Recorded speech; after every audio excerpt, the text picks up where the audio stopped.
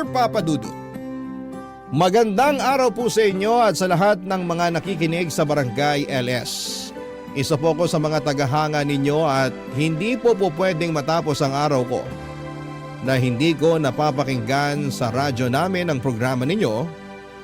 Oo, alam ko po na pwede akong makinig sa Facebook o sa TikTok pero iba pa rin yung vibe kapag sa radyo ko kayo napapakinggan. Itago nyo na lamang po ako sa pangalang Kulet at may tuturing ko po ang sarili ko bilang isang breadwinner. Matanda na po kasi sina mama at papa at ayoko na silang pagtrabahuhin pa dahil baka makasama sa kanilang kalusugan. Kaya't nagdodoble kayod na lamang ako sa aking trabaho bilang empleyado sa isang laundry shop.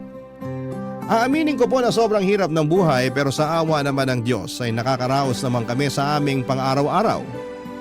Mabuti na lamang at may malasakit ang amo ko sa laundry shop. Madalas niyang pinapayagan ako mag-advance sa sahod kaya naman nakatutulong din ako sa pagtatapos ng high school ng nag-iisa kong kapatid na si Giselle.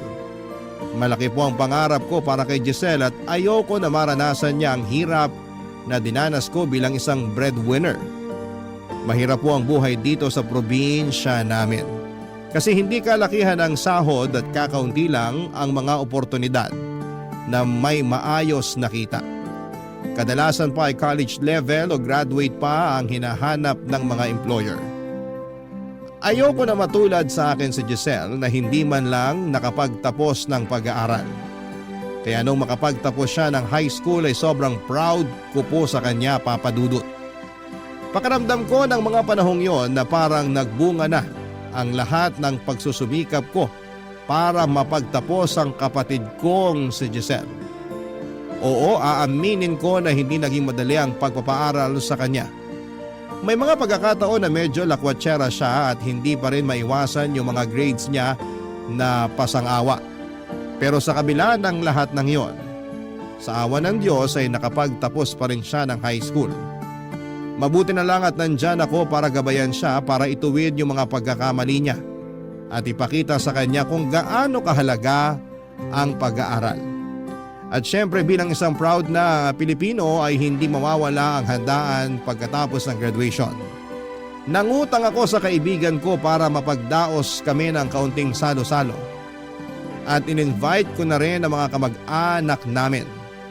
At sa mismong araw na yon ay nagkaroon kami ng pagkakataon na magkausap ni Giselle tungkol sa mga susunod niyang hakbang sa buhay niya, Papa Dudut.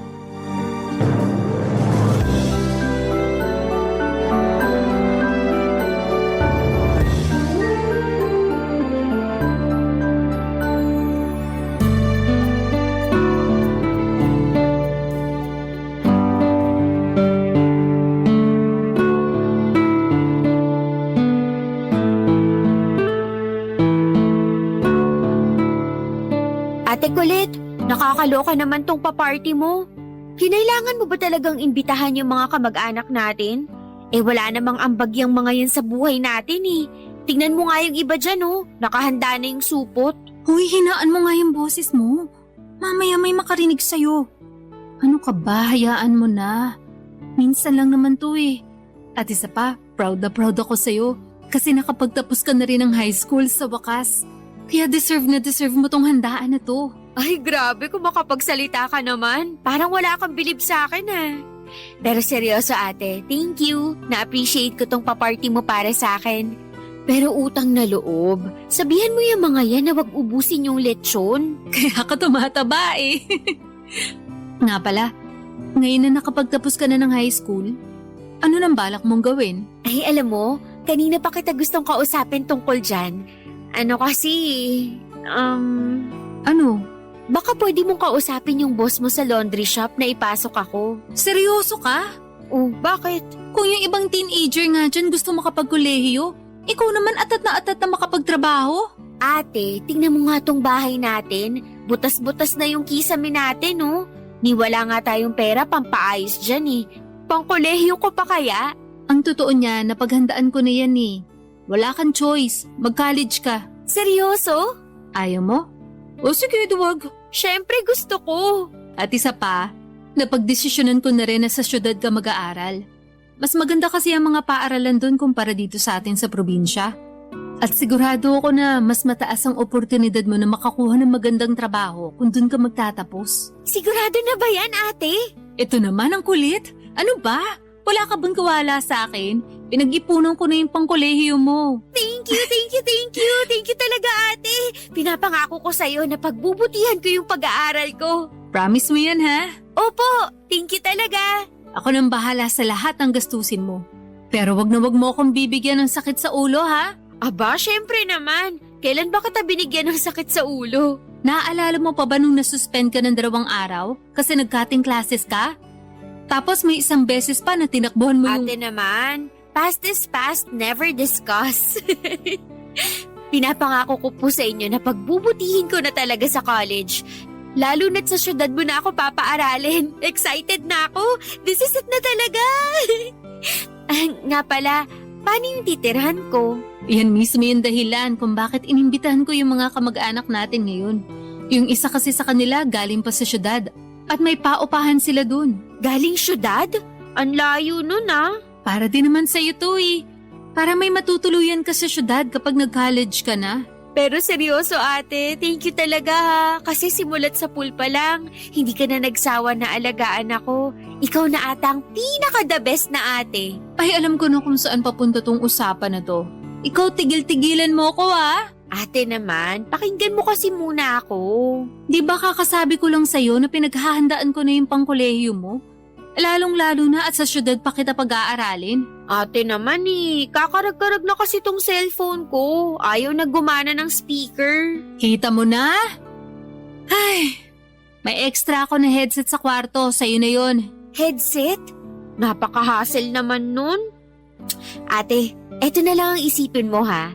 Malalayo na ako sa'yo. At syempre, kakailanganin ko ng maayos na cellphone para matawagan kita. O sige na, kahit kailan ka talaga. Oo na. Anong cellphone ba yung gusto mo ha? Ay, gusto ko yung tigtatatlo yung camera sa likod. Pambihira ka? Akala ko ba speaker lang yung problema ng cellphone mo? Ate naman, kung bibilhan mo ko ng bagong cellphone, mas mainam na yung maganda at latest na model yung bilhin natin, di ba? Para sulit. O siya, sige na. May kakilala ko na nagpapautang ng cellphone sa Facebook. Kakausapin ko yun mamaya. Bongga! I love it! Thank you, ate! Sobra! Payakap naman Siguro'y marami sa mga kabarangay natin ang iisipin na ambisyosa ako dahil gusto kong sa syudad pag-aralin ng kapatid ko. Pero hindi ko po maitatanggi na mataas talaga ang pangarap ko para sa kanya. Si Giselle ang nagsilbing inspirasyon ko para pagbutihin ko yung trabaho ko sa laundry shop. At sa kanya ko na rin gustong ibuhos lahat ng mga bagay na hindi ko man lang natamasa. At isa na doon ay ang magkaroon ng pagkakataon na makapagkolehiyo. Alam ko po na hindi magiging madali ang magpaaral sa kanya sa syudad. Oo, may ipon ako kahit papaano pero hindi ko alam kung aabot yung ipon ko na yon hanggang sa makapagtapos ng pag-aaral si Giselle.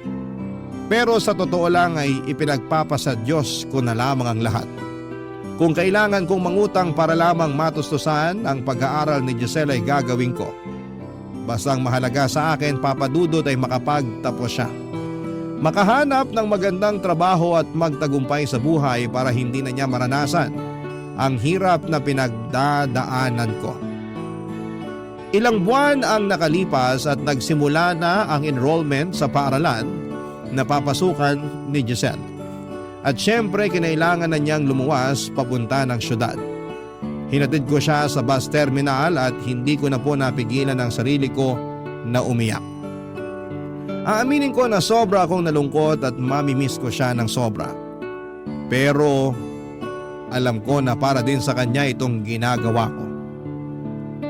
Papadudot ng igdasal ko lang sa mga oras na yon ay sana'y maging ligtas siya at maging maganda ang takbo ng pag-aaral niya. Laking pasasalamat ko rin sa kamag-anak namin at tumulong sa amin kasi binigyan kami ng discount sa paupahan at hindi na sila nang hingi pa ng advance payment at deposit para sa kwarto na kinuha ko para kay Giselle. Noong nasa bus terminal na kami ni Giselle, Hindi ko na nga napigilan ang sarili ko na yakapin siya ng napakahigpit.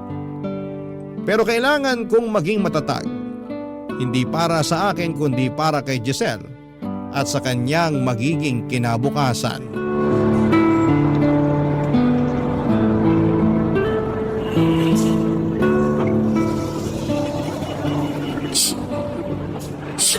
Ate, ang OA mo naman. Kung makaiyak ka dyan, akala mo naman luluwas na ako papuntang abroad. Sorry na. Pero hindi kasi ako sanay na mawawala ako sa bahay eh. Ay, alam ko na. Magtatrabaho na lang ako sa laundry shop na pinapasukan mo. Nang sa ganun, hindi mo na ako mamiss. Sige, subukan mo. At makakatikim ka sa akin, sinasabi ko sa'yo. Eto naman, biro lang. Oh, eto nga pala. Idagdag mo na yun sa allowance mo. Ha? Pero inabutan mo na ako ng pera bago tayo umalis ng bahay ah. Tanggapin mo na. Inipon ko talaga yan para sa'yo. Oh, thank you ate. Mamimiss kita. Ako din. At saka yung cellphone mo, itago mo na mabuti yan ha. Baka mamaya manakawan ka pa. Kakautang lang natin sa cellphone mo na yan. Huwag kang mag-alala. Iingatan ko to. Bigay mo sa akin to eh. At saka yung kwarto mo nga pala dun sa boarding house na tutuluyan mo, nakahanda na yon. Wala ka nang poproblemahin. Kasi ako na mismo yung kumausap dun sa mga kamag-anak natin. At ako na mismo magpapadala ng pera sa kanila buwan-buwan para sa upa. Ay, excited na ako. Sigurado ako na maraming gwapo dun sa papasukan ko na school. Hoy, wag kang magkakalat sa boarding house mo ha. At saka kung pwede, wag ka muna mag-boyfriend, okay? Mag-focus ka muna sa pag-aaral mo. Ang dami mo namang advice. Aalis na ako. Bye-bye. Hoy, anong bye? Wala pa nga yung bus na luluwas papuntang syudad eh. Hindi halata na excited ka ha? Ay nako, masisisi mo ba ako? Bagong chapter na to ng buhay ko. Alam mo ba ate, nung graduation ko, inggit na inggit ako sa mga kaklase ko nung sinabi nila na sa syudad sila magkokolehiyo. Kasi akala ko wala na talaga akong pag-asa eh, na habang buhay na ako mabubulok dito sa probinsya natin. Pero no, kasi hindi ko akalain na may pasabog ka pala para sa akin. Alam mo naman na gagawin ko ang lahat para sa'yo, di ba? Pero huwag ka masyadong mag-enjoy doon ha? Ipinapaalala ko ulit sa'yo na pupunta ka ng syudad para mag-aral, hindi para gumimik. Oo naman, alam ko na yun. Basta ate, ikaw na bahala kina mama at papa ha. Oo, huwag mo silang alalahanin. Ako nang bahala dito. Basta pagdating mo ng syudad, magde-text ka sa akin ha? At saka, sigurado ka na ba talaga na education yung kukunin mong kurso? Of course! Kapag nakapagtapos na ako, kukuha ako kaagad ng board exam. Tapos mag-a-apply ako sa public school para bongga. Basta siguruhin mong desidido ka na sa kurso mo na yan, ha? Ay naku, alam mo ba? Yung anak ng kapitbahay natin hindi nakapagtapos ng kolehiyo. Bakit daw? Eh paano? Panireklamo daw na kesyo ayaw niya daw nung kurso niya hanggang sa dumating sa punto na nagsawa na siya. Ay nako, ibahin mo ako dyan kasi siguradong sigurado na ako sa education. At ate, pwede bang tigil-tigilan mo na yung kakachismis sa mga kapitbahay natin? Ay, yung isang kapitbahay natin, narinig ko na buntis daw. Ha? Sinong kapitbahay? Okay, Tams? Chismosa ka rin eh. Mamimiss na talaga kita ate. Payakap nga. Mabimiss din kita, sobra. Ay nga pala, bago ko makalimutan. Ipapadala ko na lang sa iyo bukas yung pera para sa enrollment mo, ha? Sige, pero siguraduhin mo na mapapadala mo yun bukas ha. Kasi maaga pa ako pupunta dun sa school para makapag-enroll. Oo, huwag kang mag-alala. Nag-cash advance na ako dun sa boss ko. Ibibigay niya na sa akin mamaya yung pera. Pasensya ka na kasi yung perang naiabot ko sa iyo sakto lang talaga para sa allowance mo. Eh akala ko ba may ipon ka? Bakit hindi ka nalang kumuha dun? Ano ka ba? Pag ginalo ko yun, ako sigurado ko mauubos agad yun. Hanggat maaari, pagtatrabahuhan ko na lang yung perang ibibigay ko sa'yo para hindi agad maubos yung ipon ko. Hindi ko babaliwalain tong sakripisyo mo para sa akin. Thank you talaga. I love you. I love you too. Mag-iingat ka doon, ha? Ay, nandito na ata yung bus na luluwas ng syudad. Tawagan o i-text mo ko pag nakarating ka na ng syudad, ha? Nako ate, huwag kang mag-alala. Tatadtarin ko ng mga text yung cellphone mo at papadalan din kita ng pictures. O sige na, sumakay ka na. Baka mahuli ka pa. Noong tuluyan nang umalis ang kapatid ko ay hindi ko na talaga inisip yung lungkot ko. Sa halip ay pinilit kong ituon ang isipan ko sa kung ano ang ginagawa ko para sa kapatid ko. Alam ko na lahat ng sakripisyo at hirap na pinagdadaanan ko ay para magkaroon siya ng mas maginhawang buhay. 4 na oras pagkatapos niyang umalis ay tumawag si Giselle at sinabi niyang nakarating na siya sa boarding house niya sa syudad. Ramdam ko ang excitement niya sa boses niya at sa mga pictures na paulit-ulit niyang pinapadala sa akin. Kitang-kita ko sa mga larawan ang tuwa niya sa mga bagong tanawin ng syudad. Kahit papaano ay natutuwa rin ako para sa kanya dahil kahit na hindi ko naranasan na makapag-aral sa syudad, alam kong magkakaroon siya ng oportunidad na hindi ko naranasan. Kinabukasan ay nakuha ko na rin ang cash advance ko mula sa boss ko. At noong pinadala ko ito, nagpunta kaagad si Giselle sa college kung saan siya mag-i-enroll. Aba Papa Dudut, mas lalo pa siyang na-amaze sa ganda ng school na papasukan niya. Hindi ko malilimutan yung mga tawanan namin habang tinutokso ko siya na huwag siyang magpapahalata na galing siya sa probinsya. Pero aaminin ko Papa Dudut na medyo nalubog ako sa utang ng mga panahong yon. Bukod sa cash advance ko para sa enrollment ni Giselle, hindi ko pa rin nababayaran ang ginamit kong pera para sa handaan nang makapagtapos siya ng high school at yung cellphone na binili ko para sa kanya. Pakiramdam ko ay papalapit na yung panahon na kailangan ko nang harapin lahat ng utang na ito. Papa Dudut, gulong-gulo ako noon. Pero sabi ko sa sarili ko, hindi ako susuko hanggang hindi ko natutulungan makapagtapos sa pag-aaral ang kapatid ko, Papa Dudut. Barangay Love Stories. Barangay Love Stories. Makalipas ang ilang buwan ay nagsimula na ang pasukan. Siyempre bilang isang supportive ni ate ay kinumusta ko kaagad si Giselle. Natatandaan ko pa nga na ang sabi niya sa akin ay love na love daw niya yung school niya. At makakaasa daw ako na makapagtatapos siya ng kolehiyo. Sobrang saya ko kasi for the first time ay may makapagtatapos na ng kolehiyo sa pamilya namin. Pero Papa Dudut, medyo naawa din ako sa kapatid ko kasi palagi niyang kinakwento na parang sosyal daw ang mga kaklase niya. Karamihan sa kanila ay may sariling kotse, tig-2 pa daw ang cellphone ng mga kaklase niya. May mga tablet pa at nang mga panahong yon ay naisip ko kung gaano ka-unfair ng buhay. Kasi hindi naman natin hiningi na ipanganak tayo tapos may mga bata na ipinapanganak na may kaya habang kami ni Giselle ay pinanganak na salat na kaagad sa buhay.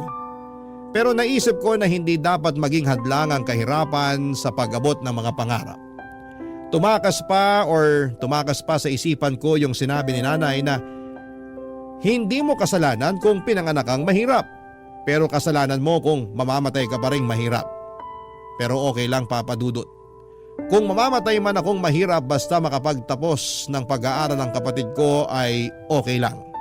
Kasi gaya nga ng sabi ko kanina kay Giselle ko ibubuhos lahat ng oportunidad na ipinagkait sa akin ng tadhana. Makalipas nga ang 1 linggo ay tinawagan ko si Giselle para kumustahin ang pag-aaral niya. At ikinuwento niya sa akin ang mga nangyari sa school. Pati na rin yung mga nararamdaman niya na mga panahong yon. Papa Dudut.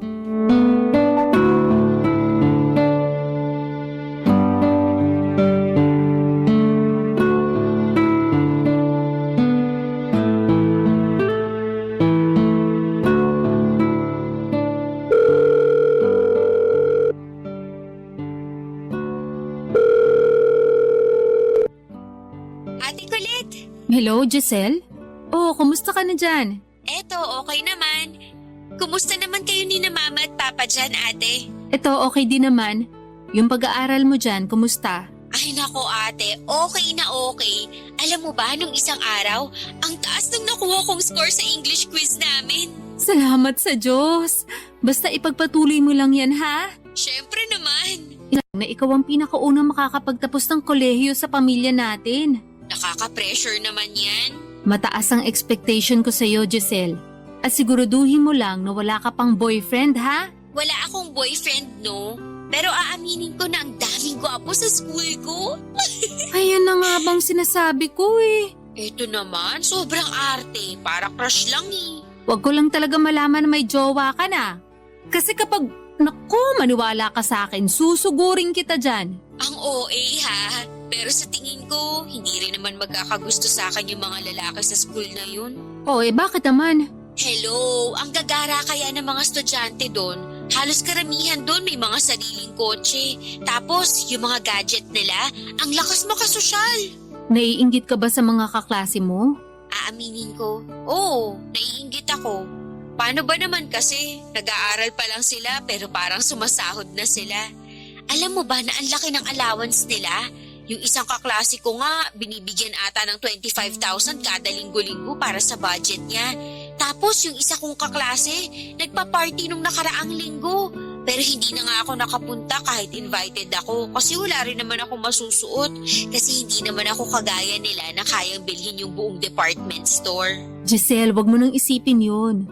Oo, alam ko na sobrang unfair ng mundo. Kasi may mga tao na nakukuha nila ang gusto nila nang hindi na pinaghihirapan. Pero tandaan mo pa rin na bilog ang mundo. Kaya sobrang importante na makapagtapos ka kung gusto mo rin matamasa yung mga natatamasa ng mga kaklase mo. Ay, kailan pa kaya yun mangyayari, no? Basta, tigil-tigilan mo na yung pagkukumpara mo sa sarili mo sa kanila. Hindi makakabuti yan sa'yo. Masisisi mo ba ako? Araw-araw ko kaya silang nakikita. Alisin mo na yung inggit sa katawan mo. Sinasabi ko sa'yo, madedepress ka lang. Sige na nga.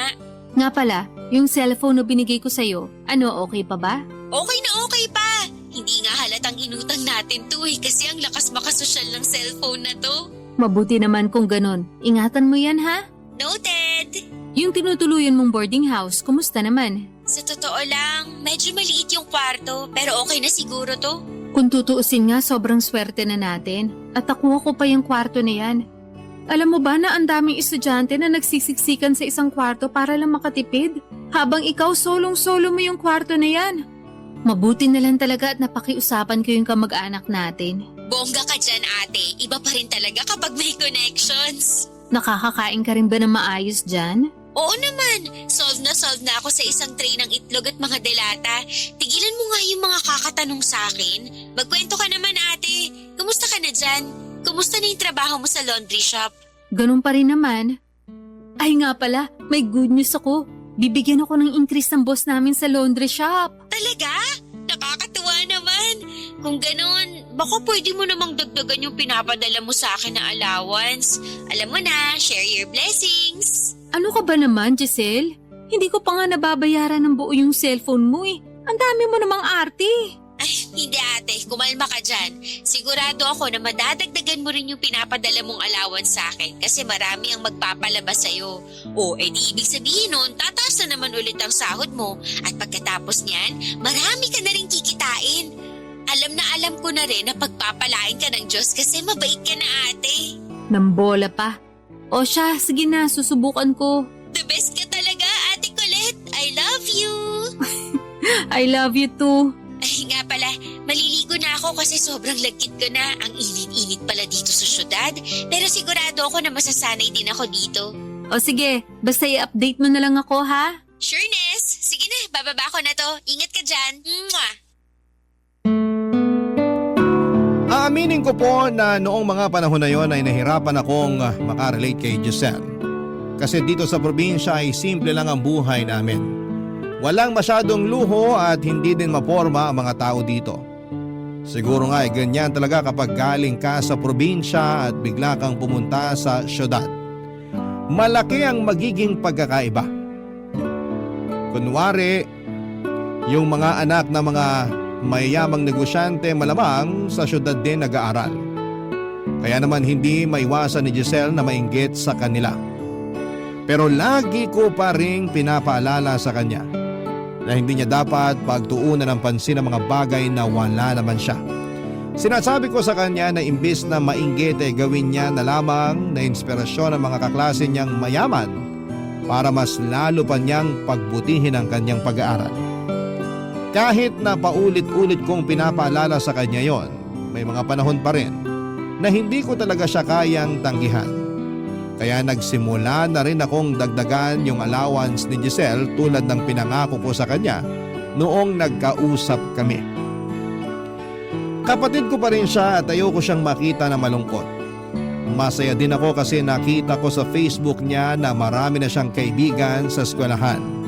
At palagi ko ding sinasabi sa kanya na okay lang na makipagbarkada basta wag niyang kalimutan ang pinakamahalagang bagay, ang mag-focus sa pag-aaral.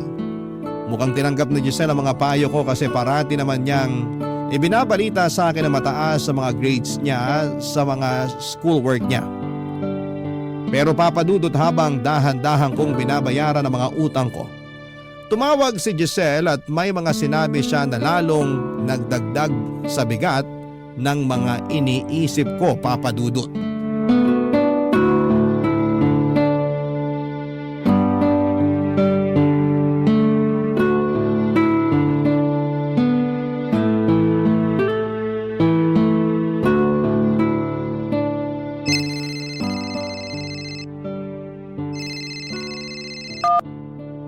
Oh, Giselle, buti naman at napatawag ka. Kumusta ka na dyan? Ayos lang ako, ate. Pero mahihilingin sana ako sa'yo eh. Bakit? May problema ka ba? Wala naman. Pero Ano ba kasi yun? Ano, kulang pa ba yung allowance na binigay ko sa'yo? hindi. Wala ka na ba makain dyan? Hindi yun. Wala akong problema sa pagkain. Eh ano? Tungkol ba to sa upa? Sinisingil ka na ba dyan? Huwag kang mag-alala kasi papakiusapan ko pa yung mga kamag-anak natin na sa makalawa ko na lang sila babayaran. Hindi, walang naniningil sa akin, okay? So ano? Puhulaan ko pa ba kung anong nasa isip mo? Magsalita ka na kasi. Nako Giselle, pag hindi ka pa nagsalita, ibababa ko na talaga to. Kailangan ko ng bagong laptop. Ano? Sandali lang. Ba't biglaan naman yata to? Wala akong magagawa. Required kasi sa school eh. Hindi ba pwede na gamitin mo na lang yung cellphone mo? Ang mahal-mahal kaya niyan. Hindi uubra to. Kailangan ko kasi ng malaking screen eh para dun sa presentation na gagawin namin ng mga kaklase ko. Giselle naman, alam mo naman na ang dami ng gastusin, di ba? Sigurado naman ako na may internet cafe dyan. Doon ka na lang kaya pumunta. O di kaya, manghiram ka na lang dyan sa mga kaklase mo. Ang baho-baho ng mga headphones sa internet cafe eh. Tapos ang dami pang bata na naglalaro dun. E di manghiram ka na lang sa mga kaklase mo. Di ba sabi mo mga mayayaman yung mga yun? Sigurado ako na pahihiramin ka nila. Seryoso ka ba talaga ate? Nakakahiya kaya manghiram. May laptop silang lahat at ako na lang ata itong napag-iwanan eh. Ay, magkano ba kasi ang laptop na gusto mo? Mga nasa 20 to 30,000. 20,000? Giselle naman! Sige na naman oh. Wala pang second hand na laptop? Yun na lang kaya ang bilhin natin. Ayoko ng second hand. Madaling masira yun eh. Giselle, ewan ko, hindi ko alam. Basta gawan mo na lang ng paraan yan, ha? Kaya mo na yan. Pambihira. Ba't mo pa kasi ako pinag-aral dito sa syudad kung hindi mo naman pala kayang tustusan yung mga pangangailangan ko? Hindi pangangailangan yan, Giselle. Ang tawag dyan, luho. Anong luho? Hindi ba't sinabi ko na sa'yo na required yung laptop sa klase namin? Huwag mo kung pinaglololo ko. Alam ko naiinggit ka lang sa mga mayayaman mong kaklase kaya ka nagkakaganyan. Naiinggit? Ay, palibasa, wala kang alam kasi sa probinsya ka lumaki. Subukan mo kayang pumunta dito sa syudad. Baka sakaling maintindihan mo kung saan ako nanggagaling. Giselle, yan bunganga mo ha? Pagdahan-dahan ka sa mga sinasabi mo sa akin. At bakit? Totoo naman ah. Alam mo kung anong problema mo? Masyado kang ambisyosa. Pwede mo naman sana akong pag-aralin dyan sa probinsya, pero hindi mo ginawa. Dito mo ako pinag-aral sa syudad, kapos ka naman pala sa pera. Nagkakaganito ka na porket hindi lang kita napagbigyan sa kagustuhan mo na magkaroon ng bagong laptop? Hindi. Nagkakaganito ako kasi mas mahirap pa tayo sa daga. Buisit na buhay ito. Kung ako sa'yo, titigilan ko na yung kaka-Facebook mo. Para hindi ka na naiinggit tuwing nakikita mong may bagong gamit yung mga classmate mo. Walang kwenta yung suggestion mo kasi araw-araw ko sila nakikita sa classroom na may mga bagong gamit. E di lumabas din ang totoo. Na hindi mo kailangan ng bagong laptop at totoong naiinggit ka lang. Alisin mo na nga yung inggit sa katawan mo. Hindi nakakaganda yan, sinasabi ko sa'yo. Sige na nga, bumili na lang tayo ng second hand na laptop. Wisit. Pero kailangan ko na yun this week kaya please lang. Magkano ba abutin yung second hand na laptop? Nasa 10 to 15,000. Ano?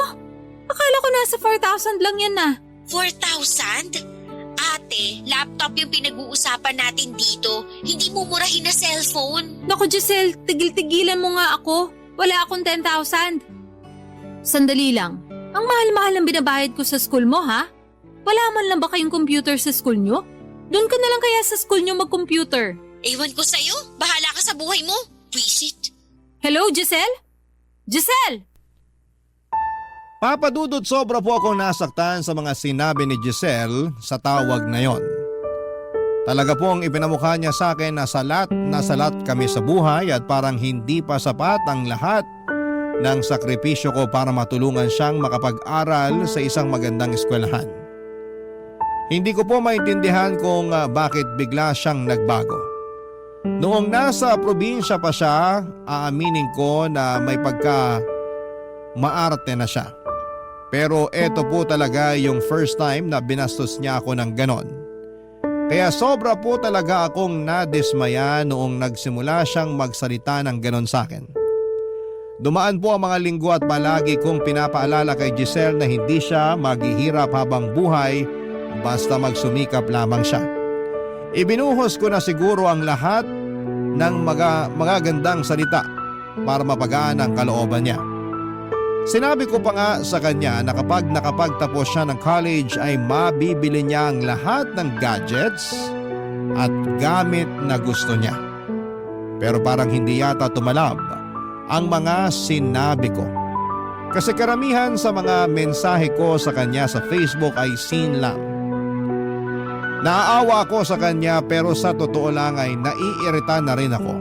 Kung tutuusin ay dapat magpasalamat siya na nakakapag-aral pa siya sa magandang eskwelahan kahit na hindi naman ganong kalaki ang kinikita ko. Hindi ako nakapag-aral sa kolehiyo dahil sa hirap ng buhay namin. At kung hindi dahil sa mga sakripisyo ko ay siguradong matutulad din siya sa akin na hindi nakapagtapos. Pero hindi ako pumayag na mangyari yon. Gumawa talaga ako ng paraan para mapaganda ang buhay niya. Pero bakit ganon? Bakit parang pinamumukha niya pa sa akin na kasalanan ko na hindi ko maibigay sa kanya ang lahat? Nang mga panahon na yon ay pinagdarasal ko talaga sa Diyos na sana'y magpakita man lang siya ng kaunting appreciation sa lahat ng mga ginagawa ko para sa kanya. Papa Dudut. Barangay Love Stories. Barangay Love Stories. Habang patuloy ko pong sinisini Giselle ang mga chat ko sa kanya, ay patuloy ko pa rin ginagawa ang mga responsibilidad ko bilang ate niya. Nagpapadala pa rin ako ng allowance at ng pang-tuition fee niya. Pero ang nakakapanlumo ay simpleng thank you lang po ang natatanggap ko at hindi na siya masyadong nagchat-chat sa akin. Hindi na rin siya tumatawag at tuwing tinatawagan ko siya ay hindi niya sinasagot ang cellphone niya. Sobra akong nag-worry para sa kapatid ko, Papa Dudut. Ang masakit pa niyan, nasa probinsya po ako at 4 na oras ang layo ng lugar namin sa syudad. Kaya mas lalo akong nababahala. Tuwing tinatanong ko siya kung kumusta na nga ba siya at ang pag-aaral, ang sagot niya lamang ay simpleng okay lang. Hindi na katulad ng dati na detalyado niyang kinukwento ang lahat ng nangyayari sa kanya. Lumipas po ang ilang linggo at may nangyari pong hindi ko po talaga inaasahan. Natanggal po ako sa trabaho ko sa laundry shop dahil napagbintangan ako ng isang customer na ninakaw ko daw ang pera na nakalagay sa jacket na pinalabhan niya. Kahit na hindi ko naman po talaga ninakaw o kinuha yung pera. At ang mas masakit pa po ay pinanigan ng boss ko yung customer. Kaya nawalan po ako ng trabaho. Sobra po akong nabigla at nalungkot ng mga panahong yon dahil bukod sa mga utang ko, sigurado kong hindi magtatagal yung perang naipon ko. Kaya naisip ko na siguro mas mabuti kung sa syudad na lamang ako magtrabaho dahil di hamak na mas mataas ang sahod doon. At sumang-ayon naman ang mga magulang ko sa plano ko. Makalipas ang ilang araw ay nag-decide po akong pumunta sa boarding house ni Giselle. Hindi na po ako nag-chat o tumawag para sabihin na pupunta ako. Kasi ako rin naman po ang nagbabayad sa boarding house niya. Aaminin ko po na medyo umira lang pride ko dahil bihira na siyang mag-chat sa akin. Kaya hindi ko na rin po sinabi sa kanya na pupunta ako, Papa Dudut.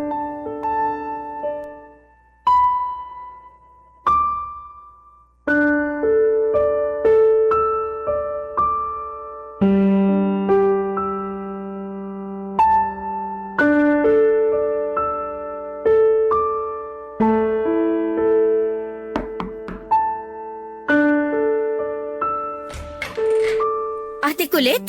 Oy, ba't parang nakakita ka ng multo? Ba't nandito ka? Ba't di ka man lang nag-chat sa akin na darating ka pala? Eh ang tanong, magre-reply ka kaya? Akala mo ba na hindi ako nanlulumo, na hindi mo na ako masyadong chinachat o tinatawagan, ha? Sorry na, busy lang ako sa school, yun lang yun. Ay nako, tigilan mo nga ako, Giselle. Alam ko nagtatampo ka pa rin sa akin kasi hindi kita napagbigyan sa laptop na gusto mong bilhin nung nakaraan. Ano ka ba? Wala na yun. Talaga lang ha? O ano, hindi mo ba ako papapasukin sa kwarto mo? Pumasok ka. Ate, yung tanong ko hindi mo pa sinasagot.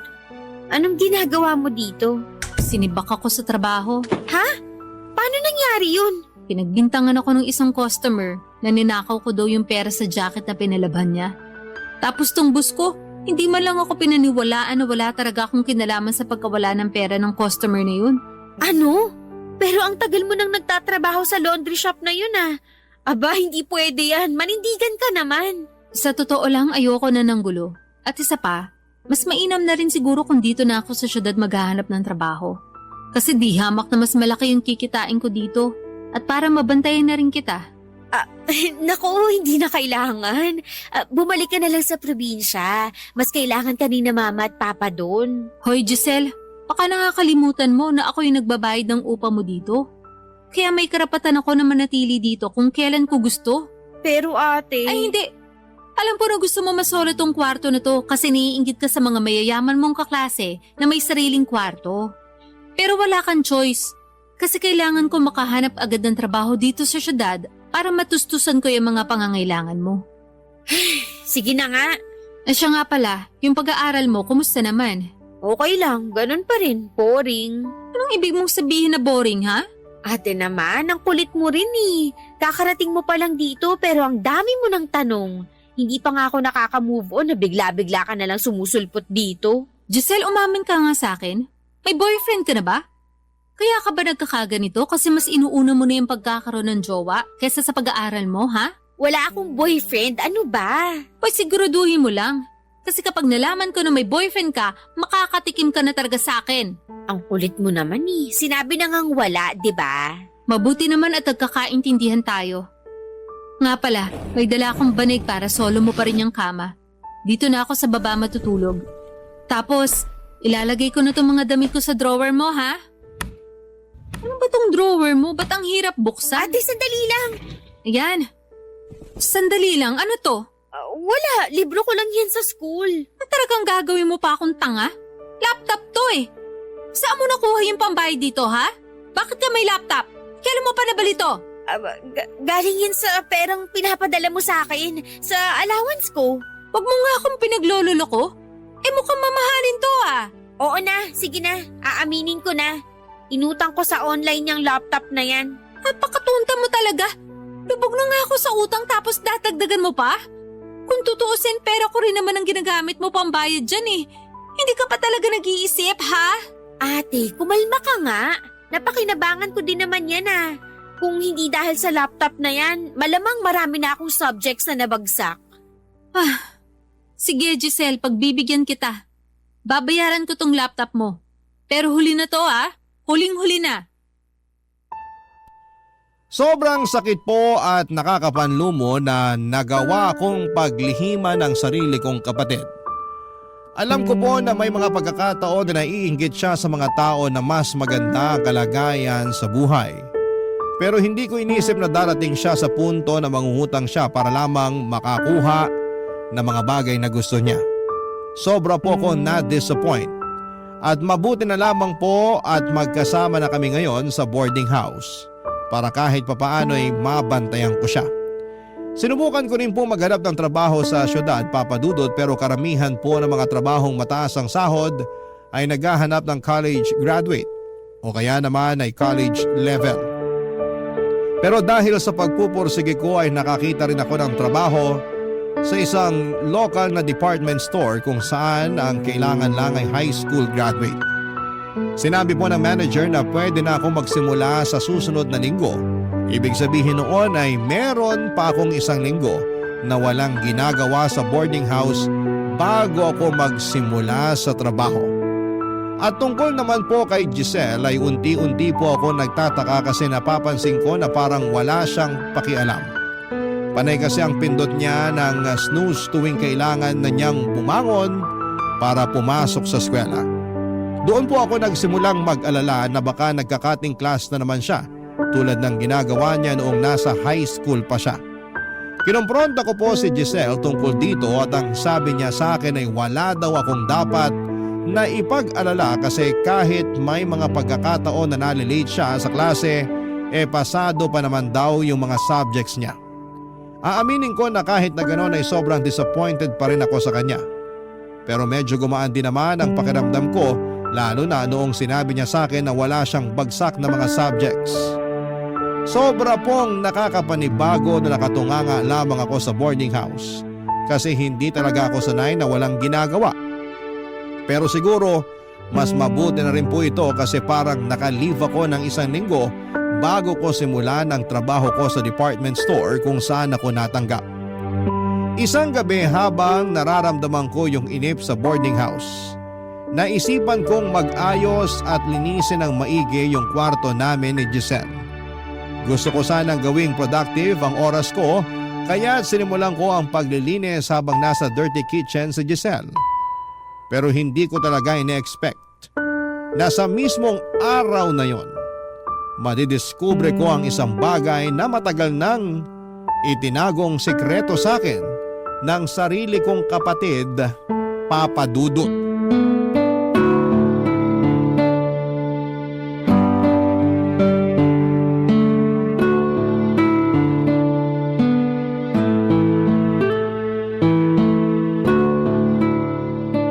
Ate, magsasaing lang ako dun sa kusina ha.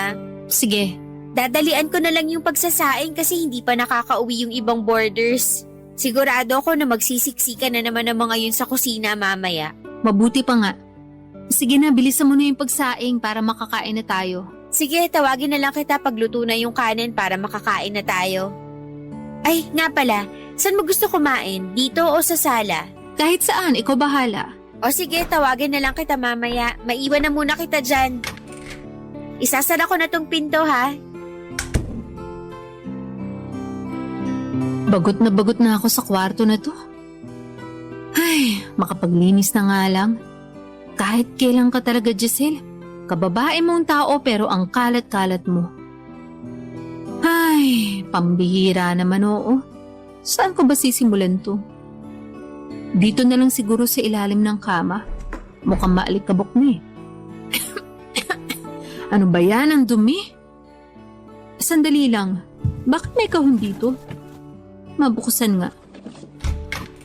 Nga pala, nakalimutan kong itanong sa'yo. Ba't hawak mo yan ha? Magpaliwanag ka. Ba't ang daming gadgets sa kahon na to, ha? Saan galing to mga to? Pinahiram lang sa akin yung mga yan. Isusuli ko rin. Magsasalita ka o magwawala ako dito sa boarding house. Huwag mo akong susubukan. Sumagot ka. Maniwala ka naman sa akin oh. Pinahiram lang sa akin yung mga yan. Talaga ba? Tingnan mo nga ang laman ng kahon na to. May cellphone, MP3 player, tablet at digicam. Giselle, magsalita ka. Kung hindi iahampas ko ang lahat ng to sa pagmumukha mo. Isa! Oo na, hindi sa akin yan. Anong ibig mong sabihin, ha? Ninakaw ko yan sa mga kaklase ko. Ninakaw ko yan sa kanila kasi nanunuot sa buto yung inggit ko sa kanila. Hayop ka! Ginawa ko lahat para sa'yo.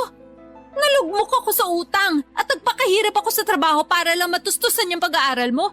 Tapos pag nanakawan mo lang pala yung mga classmates mo, ha? Bakit ate? Masisisi mo ba ako? Kung tutuusin, kasalanan mo rin to kasi pinag-enroll mo ako sa mamahalin na eskwelahan. Napakaingitera mo! Tapos ngayon, kasalanan ko pa, ha? Ang babaw mo, Giselle! Ang babaw mo! Mababaw na ako, mababaw. Pero sa tingin mo ba hindi ako nahihirapan na hindi ako nakakasabay sa mga kaklase ko? Tuwing nakikita ko sila, pakiramdam ko para akong sinumpa ng Diyos kasi pinanganak tayo na mas mahirap pa sa daga. Naririnig mo ba yung sarili mo? Anong klaseng pangangatwiran yan, ha? Tatapusin na natin tong kalokohan na to. Bukas na bukas, pupunta tayo sa school mo. Tapos isusoli mo yung mga ninakaw mo sa mga classmate mo at hihingi ka ng tawad sa kanila. Sorry pero hindi ko na magagawa yun. Pinaninindigan mo ba talaga yung pagiging magnanakaw mo, ha? Hindi ko na masusoli sa kanila yan kasi hindi na ako pumapasok. Anong sinabi mo? Simula nung naging malaking issue na sa school yung pagkawala ng mga gamit ng kaklase ko, natakot na ako, kaya hindi na ako pumasok ng school. Ate, ulit tama na, please. Sinira mo yung pangarap ko sa'yo. Sa mga borders, naririnig nila tayo. Nahihiya ka sa mga borders, pero sa akin hindi ka na nahihiya. Sinayang mo lahat ng pagod ko. Lahat ng sakripisyo ko, lahat ng paghihirap ko. Sinayang mo yun dahil napaka-materialistic mo. Sakim ka, ganid! I'm sorry, patawarin mo na ako. Hindi ko na uulitin, promise. Talagang hindi mo na uulitin. Kasi hindi na kita pag-aaralin. Alam kong nagkamali ako, pero kailangan mo ba talaga akong parusahan ng ganito? Ang kapal na mukha mo para magpa-victim. Kung may biktima man sa ating dalawa, ako yun. Napakalaking kahihiyan nitong ginawa mo, Giselle. Ate, luluhod ako sa harapan mo kung kinakailangan. Patawarin mo lang ako, parang awa mo na. Ayoko na, Giselle. Sagad na yung pasensya ko sa'yo. Isusoli mo to mga ninakaw mo, pero itong tatandaan mo.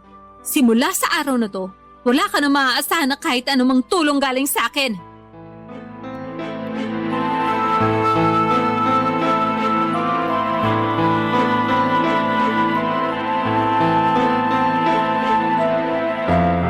Sobrang sakit po sa puso ko noong nalaman ko na pinagnakawan na pala ni Giselle ang mga kaklase niya. Talaga pong nahiya ako sa ginawa ng kapatid ko at sa mga oras na yon ay parang ayaw ko na talagang humarap sa ibang tao. Pero alam ko na kailangan ko pa rin gawin kung ano ang tama. Kaya kinabukasan ay nagpunta ako sa school ni Giselle at ibinigay ko sa dean ng eskwelahan na yon ang mga gamit na ninakaw ni Giselle. At ipinapasok na rin ng dean sa opisina niya ang mga estudyante na nawala ng gamit. Ako na rin po ang nagsorry sa lahat ng mga pinagnakawan ni Giselle. Habang ginagawa ko po yun ay ramdam na ramdam ko yung galit at disappointment ng mga kaklase niya. At parang gusto ko na lamang po na lamunin ako ng lupa ng mga panahon na yon. Kung tutuusin, mga anak ng mayayaman ang mga pinagnakawan ni Giselle. At kayang-kaya nilang sampahan ng kaso si Giselle. Pero sa kabutihang palad ay hindi nila ginawa yon. Pagbalik ko sa boarding house, talagang hindi ko na napigilan ang galit ko kay Giselle. Kaya pinalayas ko siya sa boarding house. Sa sobrang sakit at hiya na naramdaman ko ng mga panahon na yon ay wala na akong pakialam kung saan siya mapunta. Basta mawala lang siya sa harapan ko. Nung huli kong nakita si Giselle ay umiiyak siya papalabas ng boarding house habang dala-dala ang bag niya. At sa ngayon po ay maayos pa rin ang trabaho ko sa department store at nandito pa rin ako sa boarding house nakatira. Si Giselle naman ay hindi ko na siya masyadong nakakausap. Pero nakikita ko pa rin siya sa Facebook newsfeed ko at napag-alaman ko na nagtatrabaho siya ngayon sa isang bakery at may boyfriend na rin siya. Sa totoo lang, hindi ko po siya kayang patawarin. Matagal-tagal na rin kaming hindi nag-uusap at ang pinagtutuunan ko na lamang ng pansin ngayon ay ang makapagpadala ng pera sa mga magulang ko. Laking pasalamat ko rin dahil unti-unti ko nang nababayaran ng buo ang mga utang ko. Sa naranasan kong ito ay natutunan ko po na hindi masama ang magbigay ng tulong. Pero kapag inaabuso na ay kailangan mo nang putulin ang tulong na ibinibigay mo dahil sa halip na makatulong ay mas lalo lamang itong makakasama. Ang inyong kapuso at kabarangay forever, Kulit. Dear Papa Dudut, magandang araw po sa inyo. Ako nga pala si Flora at matagal na po akong taga-subaybay ng Barangay LS. Hindi ko po talaga pinapalampas ang bawat kwento tuwing alas 12 ng tanghali.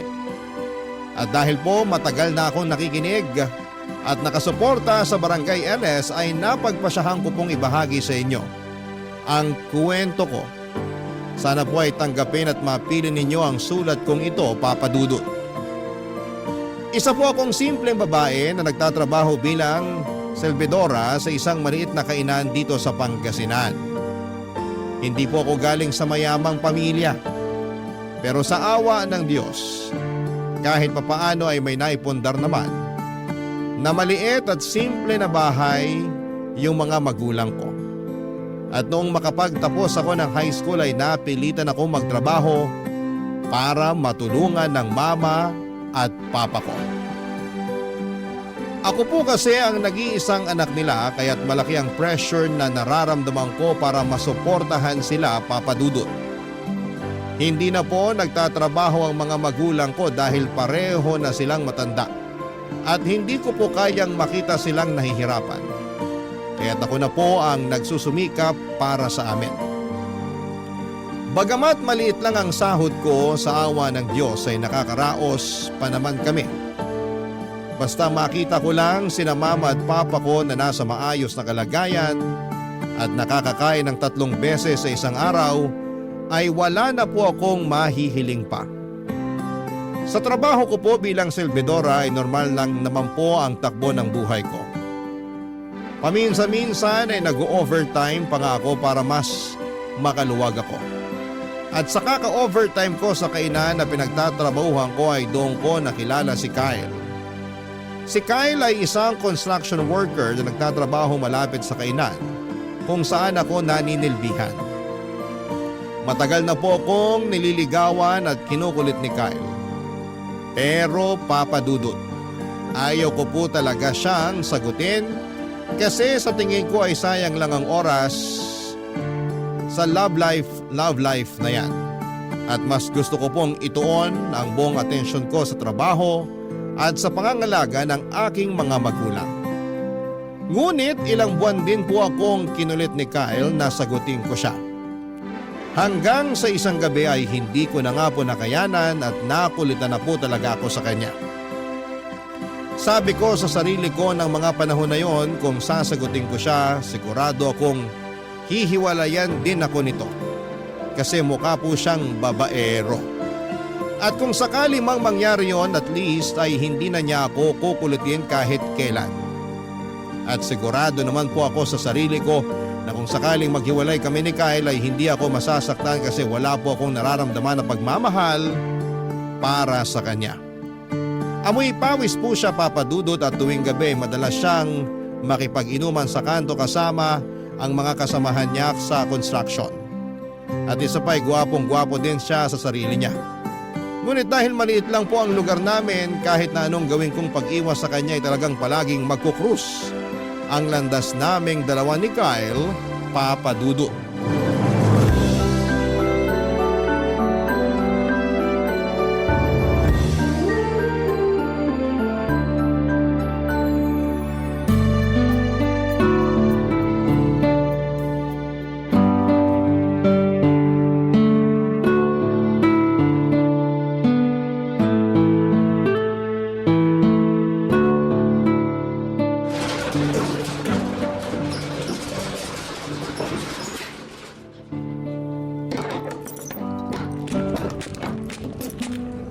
Flora, my babes! Sabi ko na nga ba, dito lang kita mahanap eh. Diyos ko, Kyle.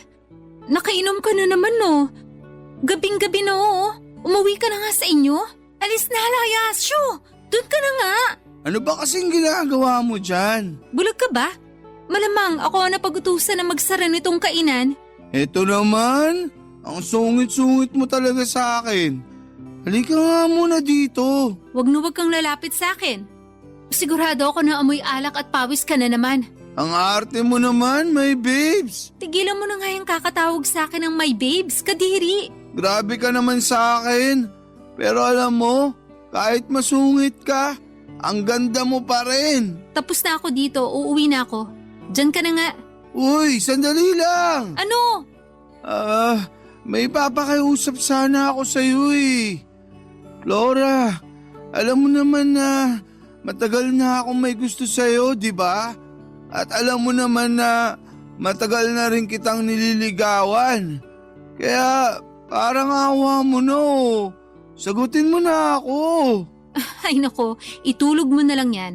Sigurado akong lasing ka lang. Uy, hindi ah. Kaya nga ako uminom eh. Para magkaroon ako ng lakas ng loob para sabihin ang tunay na nararamdaman ko para sa'yo. Ibang klase ka rin ano? Ginawa mo pa talaga akong dahilan. Gabi-gabi ka namang umiinom.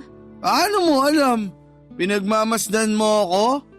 Aminin mo na, may gusto ka rin sa akin oh. Ang kapal ang mukha mo. Kilabutan ka nga sa mga pinagsasasabi mo.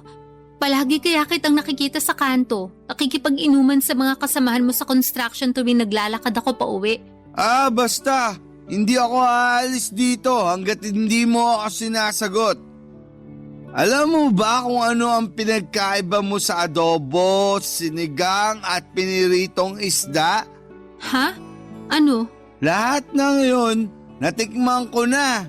Ikaw na lang ang hindi. Napakabastos Aray! mo naman. My babes, ang sakit na. Pero di bale, titiisin ko lahat ng sakit. Basta sagutin mo lang ako. May pick-up line din ako para sa'yo. Eto, makinig ka. Alam mo bang hindi tayo tao? Hindi tayo pagkain? Hindi rin tayo lugar? Sabi ko na nga ba eh. May gusto ka rin sa akin. Narinig ko na yan. Bakit? Kasi bagay tayo? Mali. Kasi hayop ka. GGSS ka rin ano? Aray, mas masakit pa ata yun kesa sa sampal mo. At saka, ano yung GGSS? Gwapong-gwapo sa sarili. Ha? Tabi nga dyan, uuwi na ako. Oh, ayan. Kyle, ano ba? Tumayo ka nga dyan, nakakahiya. Baka mamaya may makakita pa sa'yo. Sagutin mo na ako. Parang awa mo na. Ang sakit-sakit na ng tuhod ko. Oo, sige na. Tumayo ka na dyan. Ano? Oo na, sinasagot na kita. Sa wakas! Thank you! Payakap nga! Hoy! Bago mo ko yakapin, maligo ka muna. Sa amoy mong yan, hindi niya yata tatalab yung sabon sa'yo. Subukan mo kayang gumamit ng laundry detergent. Baka sakaling gumana pa. Wala akong pakialam.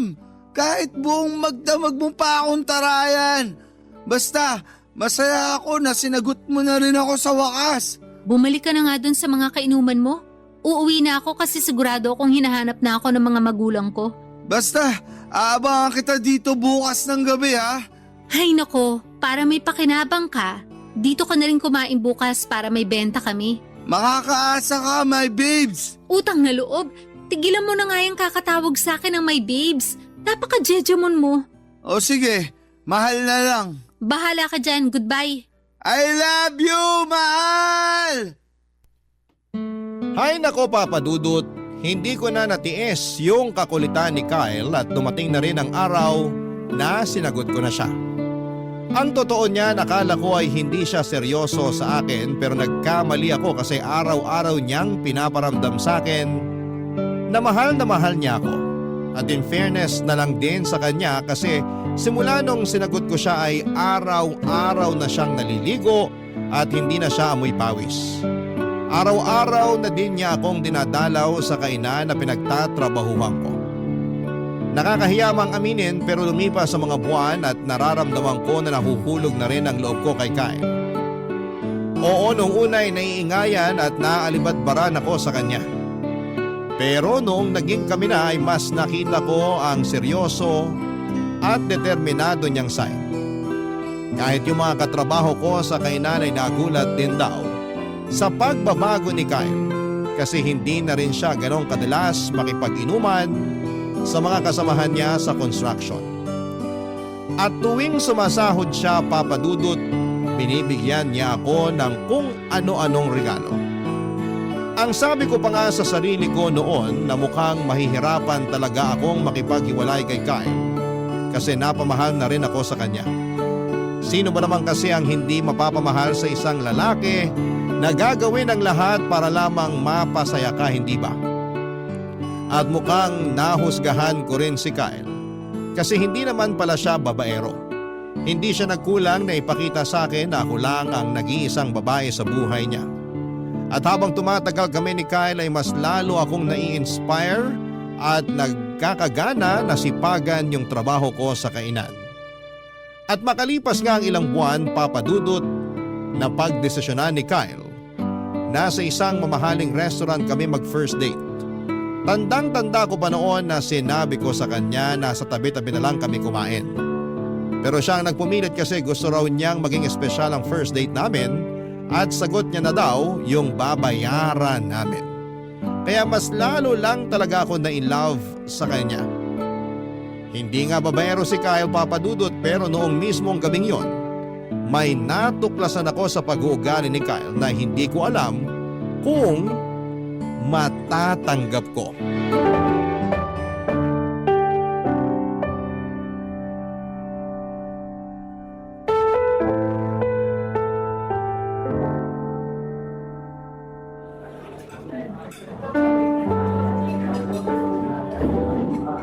Mahal, salamat talaga at dito mo ko dinala ha.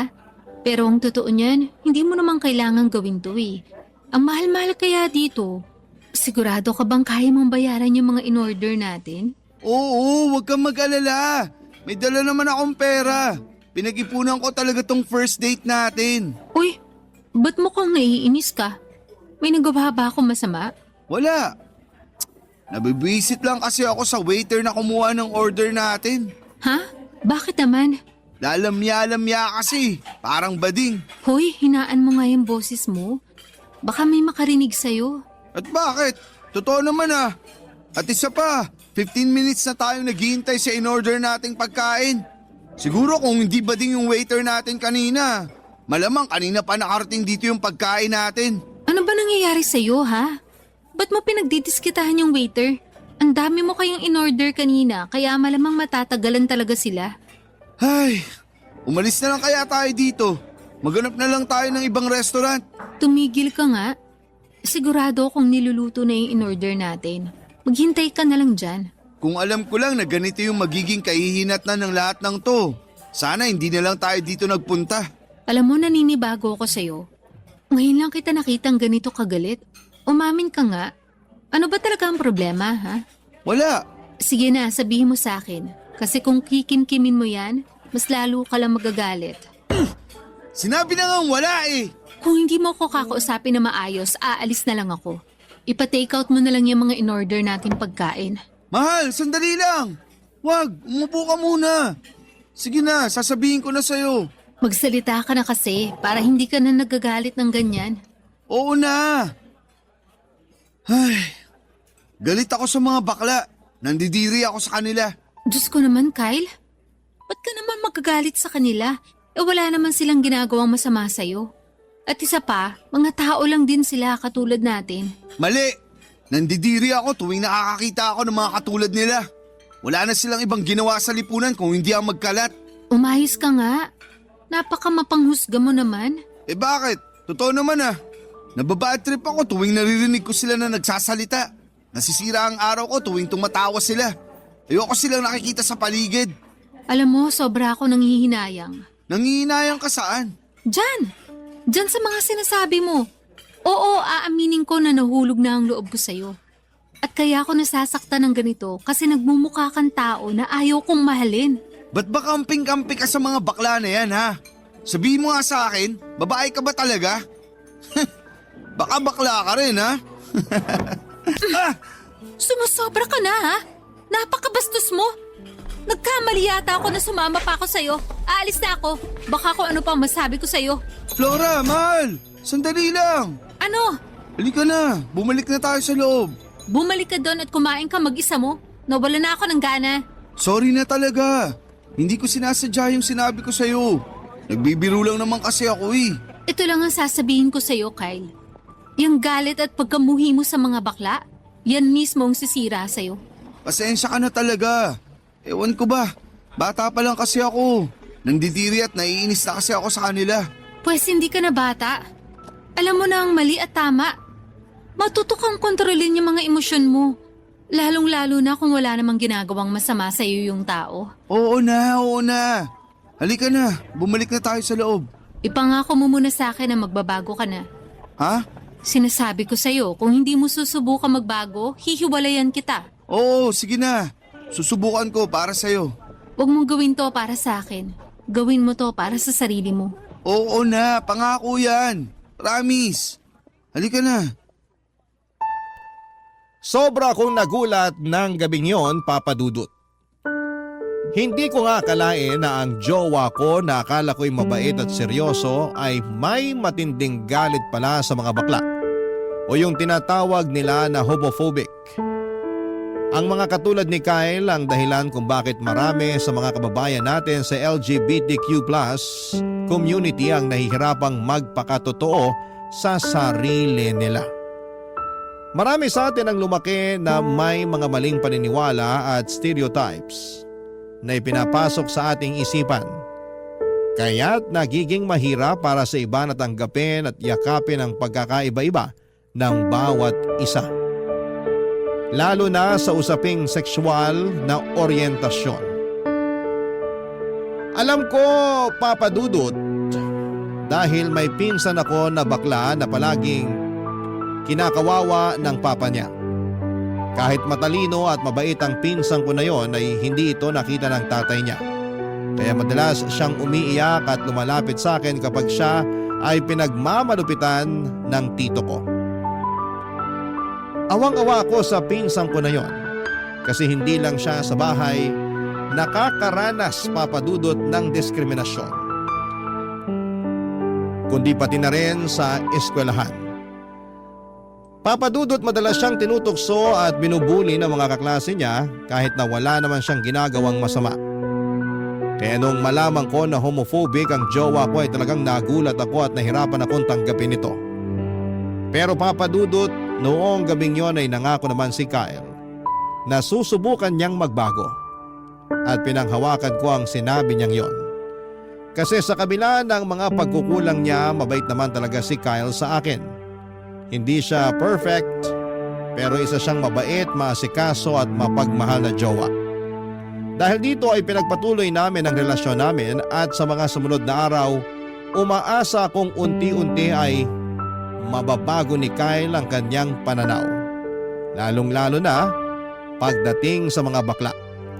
At noong mga panahong yun ay naisip ko na siguro kung ako ang magiging gabay at kung magiging matyaga ako sa pag-iintindi sa kanya, baka balang araw ay mawala rin ang galit ni Kyle sa mga bakla at matutunan niyang tanggapin na lahat ng tao ay magkakaiba, Papa Dudut. Barangay Love Stories. Barangay Love Stories. Lumipas ang isang taon at naging magaan na ang relasyon namin ni Kyle. Napansin ko na malaki na ang pinagbago niya at hindi na mabilis uminit ang ulo niya at lagi na siyang nakikinig sa mga sinasabi ko. Pero syempre may mga pagkakataon pa din talaga na hindi maiiwasang uminit ang ulo niya. Pero patuloy ko na lang siya na pinagpapasensyahan kasi nag-improve na din naman siya kahit papaano. Papa Dudut, sobrang pinahanga niya ako kasi hindi na siya katulad ni Kyle noon na mabaho at mahilig makipag-inuman. At ang pinakamaganda pa dyan ay hindi na talaga siya umiinom. Isang malaking achievement na yon para sa akin. Lumipas sa mga buwan at napagdesisyonan din namin ni Kyle na doon na kami titira sa bahay niya. Siguro yung mga 10 minutes yung layo ng bahay ni Kyle sa bahay namin ng mga magulang ko. At talaga namang tinodo ko na ang pakikipag-live-in kay Kyle sa bahay niya kasi nasa punto na kami ng relasyon namin na kailangan na namin ng sariling espasyo. Wala na rin kasing nakatira sa bahay ni Kyle kasi namayapa na yung mga magulang niya kaya solong-solo namin yung bahay. Ang totoo nga niyan ay walang pinagkaiba yung bahay ni Kyle sa bahay namin ng mga magulang ko.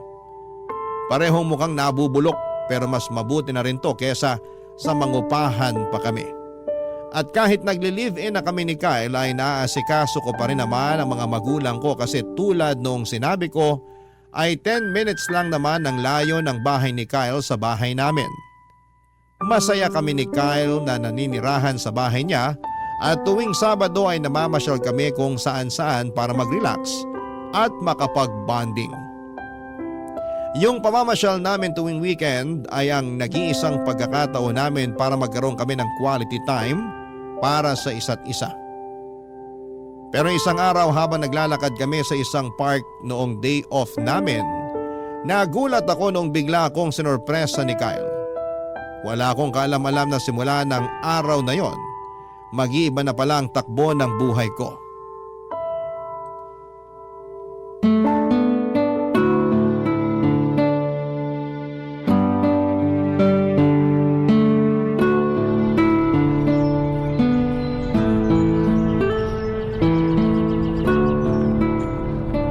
Ganda talaga dito sa park.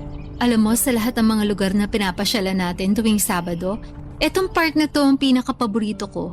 Kaya nga dito kita dinala eh. Sandali lang. Mahal, ano yun? Ha? Yun oh, tumingin ka dun. Ang ganda nung ibon. Asan? Wala naman ako nakikita. Mahal, ano to? Will you marry me? Pagpasensya mo na tong singsing ha. Ito lang kasi yung kinaya ng budget ko eh. Huwag mo nga akong pinaglololo. 1 taon na simula nung naging tayo. At sa tingin ko, panahon na para magpakasal tayo. I do. Ha? Oo, pakakasalan kita. Sa wakas! Hinaan mo nga yung boses mo, nakakaya sa mga tao dito. Sorry na. Hindi mo naman kasi ako masisisi. Kasi ito na ata yung pinakamasayang araw sa buong buhay ko. Pero paaalalahanan lang kita ha. Kahit kasal na tayo, tutulungan ko pa rin sina mama at papa. Aba syempre naman. Kailan ba ako nagkaroon ng problema dyan? Wala lang, baka kasi kapag kasal na tayo, pagbabawalan mo na akong tumulong kina mama at papa. Ganyan na ba talaga ang tingin mo sa akin? Hindi naman sa ganun. Ang totoo nga niyan, masayang masaya ako kasi ang laki na ng pinagbago mo. Pero may mga pagkakataon pa rin na mabilis uminit yung ulo mo. Pero hindi ibig sabihin nun ipagbabawalan na kita na tumulong sa mama at papa mo. Siguro nga, pero naaalala mo pa ba yung first date natin sa restaurant? Huwag mo na nga ipaalala sa akin yun. Basta, pangako mo muna sa akin na mas hahabaan mo pa yung pasensya at pangunawa mo. Ay, sige, susubukan ko. Huwag mong subukan, gawin mo. Opo, Commander. Aray! Ikaw naman kasi, puro kakalokohan. Alam mo, ito mga sinasabi ko, para din naman to sa ikabubuti mo eh. Ayaw ko kasing dumating yung araw na, alam mo na lamunin ka ng galit mo.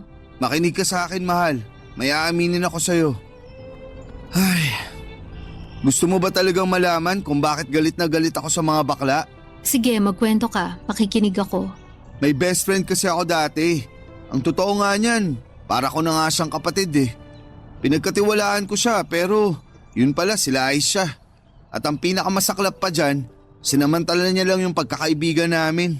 Mahal, dapat noon mo pa sinabi sa akin to para mas naunawaan kita. Paano ko sasabihin sa'yo nagagalit ka tuwing umiinit ang ulo ko?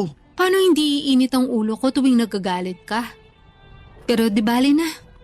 Mas naiintindihan na kita ngayon. Pero ganito kasi yon. Hindi mo naman pwedeng idamay ang lahat ng bakla nang dahilan sa karanasan mo sa best friend mong yun. Hindi naman yata tama na yung mga bakla lang yung palaging nakakaranas ng diskriminasyon. At isa pa, hindi lahat ng bakla ay katulad ng best friend mo na yun.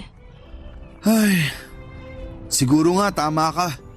Mahal, salamat talaga kasi pinaramdam mo sa akin na naiintindihan mo talaga ako. Ano ka ba? Wala yun. Uulitin ko. Ipangako mo sa akin na simula sa araw na to, mas lalawakan mo na yung pangunawa mo, ha? Oo, promise. Alam mo, mas lalo mo lang akong pinahanga ngayon. Ang totoo niyan, gustong-gusto na nga kitang pakasalan ka agad eh. Huwag kang mag-alala. Kasi bukas, magtatanong ako sa katrabaho ko na nagpakasal sa US. Ay sige, at bukas sa bukas, sasabihin ko na rin kina mama at papa na magpapakasal na tayo. Sigurado ako matutuwa sila. Pero sa ngayon, mag-celebrate muna tayo. Saan mo gustong pumunta? Ikaw talaga, gagastos ka pa? Okay na ako dito sa park. Huwag kang mag-alala. May ipon naman ako kahit papaano. Gusto mo bang kumain dun sa restaurant kung saan tayo nag-first date? Seryoso ka? Oo. Ba't mukhang gulat na gulat ka? Nung huli kasi tayong pumunta doon, gigil na gigil kang makaalis doon dahil sa waiter. Tapos ngayon, nagyayaya kang bumalik doon. Di ba, sinabi ko naman sa'yo na nagbago na ako. At isa pa, masarap din naman yung pagkain dun. Nagbago ka na nga talaga. Oh, halika na. Yun na nga siguro ang pinakamasayang araw sa buhay ko, Papa Dudut. Yung araw na nagaya si Kyle na magpakasal at yung nakita ko na tuluyan na siyang nagbago. Para akong binuhusan ng napakaraming biyaya noong araw na yon. At ayun na nga, Papa Dudut, pagkalipas ng ilang buwan ay nagpakasal kami ni Kyle sa Huwes. At ang sarap pala sa feeling ng ikasal. Pinaglalaroan na ata ako ng tadhana kasi nga wala talaga sa bukabularyo ko noon ng magkaroon ng jowa. Tapos ngayon ay ikinasal na ako. At hindi lang dyan natatapos ang lahat. Kasi dumating din ang araw na nagbunga ang pagmamahalan namin ni Kyle at nagkaanak kami ng isang healthy baby boy. Sobrang saya ni Kyle noong nalaman niyang lalaki ang anak namin. At mas lalo pa siyang natuwa dahil kamukhang kamukha niya ang anak namin. At lalo namang natuwa ang mga magulang ko na may apo na sila. Isa yon sa mga bagay na talagang ipinagpapasalamat ko. Kasi kahit matanda na sina mama at papa ay nagkaroon pa rin sila ng chance na makita ang apo nila. Sobrang bilis ng panahon, Papa Dudut. Kasi parang kailan lang ay karga-karga ko yung anak namin. Pero ngayon ay nasa high school na siya at sa awa ng Diyos ay nakayanan namin ni Kyle ang pagpapalaki sa kanya. Aminin ko sa inyo na may mga pagkakataon na nalubog kami sa utang dahil sa hirap ng pagpapalaki sa anak namin. Pero sa kabila ng lahat ay kinakaya naman namin. Lagi ko ring ipinapayo sa anak ko na mag-aral ng mabuti para magkaroon siya ng magandang kinabukasan. At nagpapasalamat kami kay Lord kasi sobrang bait at talino ng anak namin. Pero Papa Dudut, habang tuwang-tuwa ako sa anak ko ay unti-unti kong napapansin na parang kabaligtaran naman ang pinapakita ni Kyle. Isang araw habang nasa eskwela ang anak namin ay napansin ko na medyo namumula si Kyle at parang sasabog siya sa galit. Kaya naman minabuti ko na siyang kausapin at itanong kung ano ba talaga ang nangyayari sa kanya, Papa Dudut.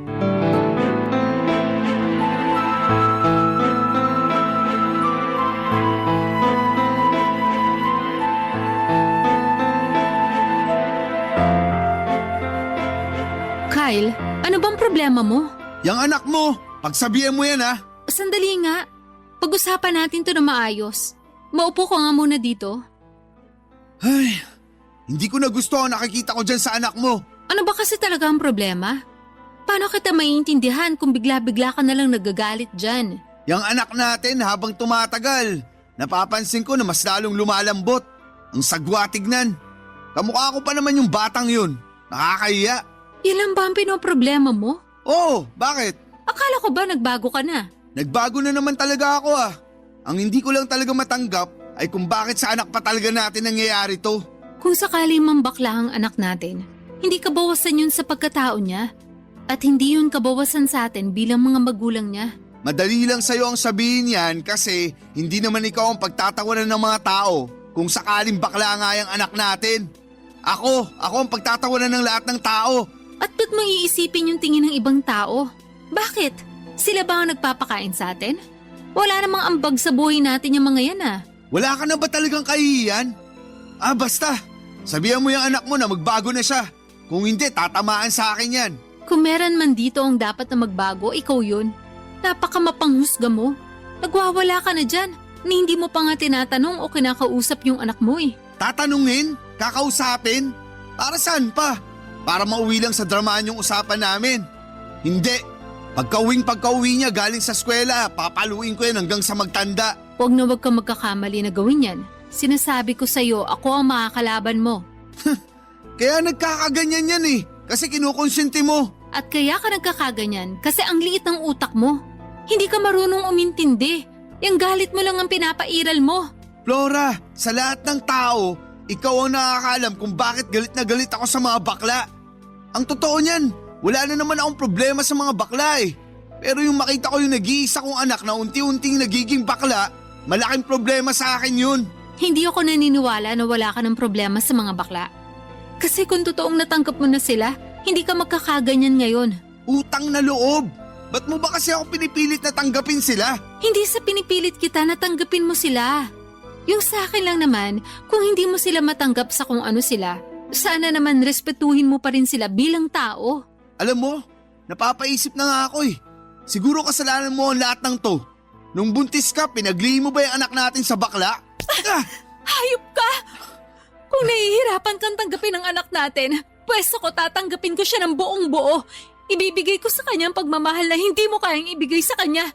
At sa inyong dalawa, mas pipiliin ko ang anak natin. Asawa lang kita, Kyle. Pwedeng-pwede kitang palitan kung kailan ko gusto. Mahal, I'm sorry. Yung sa akin lang naman. Ayoko na minamalit at kinukutsa yung anak natin. Sana naiintindihan mo ko. Kung merong mang dapat umintindi at umunawa sa anak natin, tayo yun. Anong klase mga magulang tayo? Kung tayo lang din ang unang huhusga sa kanya.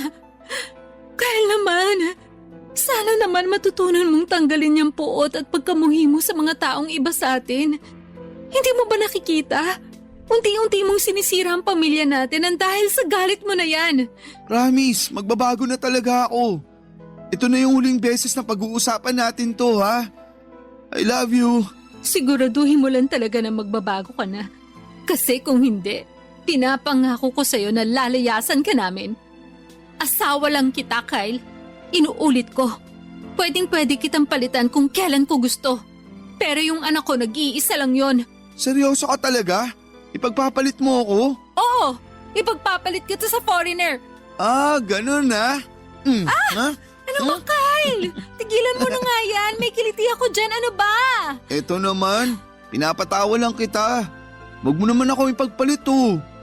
Hindi ko kakayanin kung mawawala ka sa akin. Ang tagal kaya kitang niligawan. Oo. At ako naman tong tanga, nagpadala ako sa scam mo. Uy, grabe siya. Pero seryoso, sana mahalin mo yung anak natin higit pa sa pagmamahal na binibigay mo sa akin. Ipangako mo rin sa akin na tatanggapin mo yung anak natin ng buong buo. Oo na. Totoo ba? Oo, pangako yan. At pwede bang tigilan mo na nga yung pagwawala mo? Nagmumukha kang gorila tuwing nagwawala ka eh. May gorilya ba na ganito kagwapo? Kapal ang mukha mo. Hanggang ngayon, gwapong-gwapo ka pa rin sa sarili mo. Diyan ka na nga, magluluto pa ako. Hindi ko po akalain na hanggang ngayon ay hindi pa rin nawawala ang pagkamuhi ni Kyle sa mga bakla. Kaya nang umuwi na ang anak namin galing eskwela ay minabuti kong kausapin siya at doon ko nalaman at na-confirm na may nararamdaman nga siyang kakaiba sa kapwa niyang lalaki. Pero hindi ko po ito sinabi kay Kyle kasi baka magwala na naman siya. Sa kabila ng lahat ng ito ay palagi ko pa rin sinasabi kay Kyle na kailangan niyang lawakan ang kanyang pag-iisip at huwag magpadala sa galit. Talaga pong naguguluhan ako ng mga panahong yon. Sa totoo lang ay wala akong problema kung ang anak ko ay bakla. Tanggap na tanggap ko po siya ng walang pag-aalinlangan. Ang hindi ko lang po matanggap ay kung paano magalit si Kyle. Aaminin ko po na mabait ang asawa ko sa akin at sobrang sweet niya. Pero kapag nagagalit siya, medyo nakakatakot. Kaya sinabi ko kay Kyle na okay lang magalit siya sa harapan ko. Basta wag na wag niya lang idadamay ang anak namin. Sinabi ko rin na kung may gagawin siyang masama sa anak namin ay talagang hindi ko yon matatanggap at iiwanan ko na talaga siya. At sa awa ng Diyos ay mukhang nakinig naman si Kyle at pinakitunguhan niya ng maayos ang anak namin.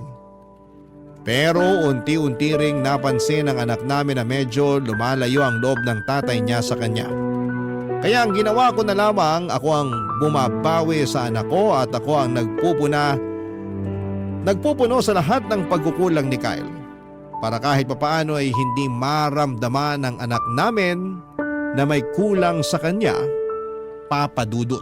Barangay Love Stories. Barangay Love Stories.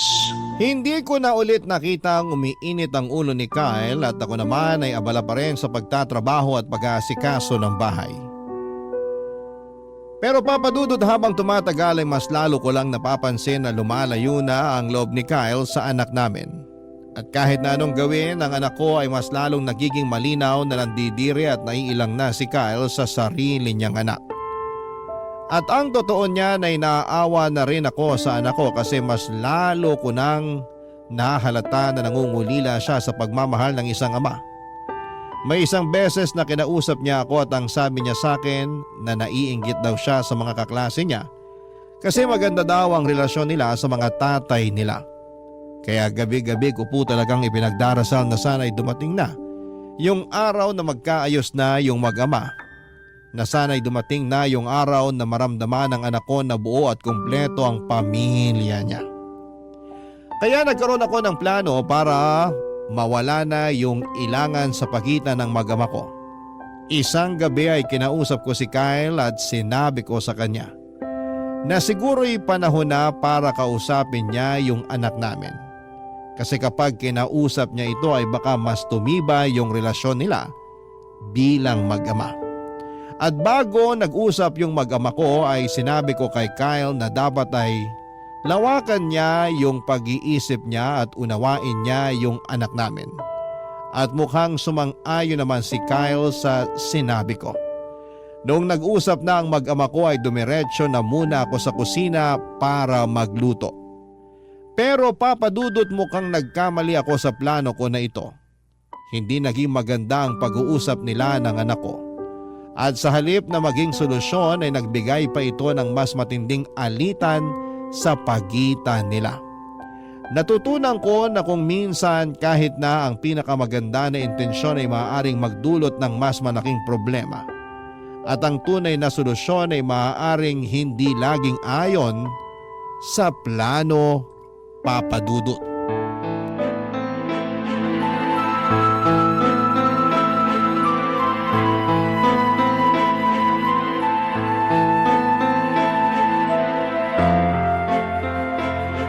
Huwag ka nang babalik!